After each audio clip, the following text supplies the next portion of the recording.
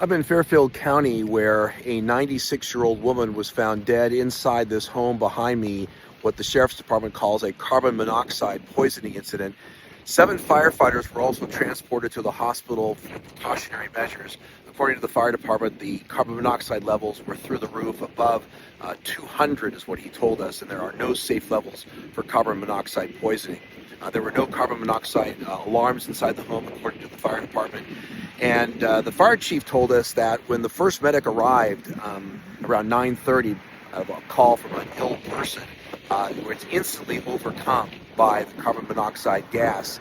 And the question was why? And it turns out that the carbon monoxide alarm that he's supposed to have on his uniform was broken. He didn't have one, which would have told him not to go inside the house. When other firefighters arrived, they were also overcome, vomiting and so forth, and they were taken to the hospital as a precautionary measure. They're all supposed to be okay, but this is another extreme warning about why it's so important to have a carbon monoxide alarm in your home. In addition to the 7 firefighters, there were 2 other family members that were also transported as a precaution. There was also a family pet that was taken out of the home as well, but they are clearing the scene now.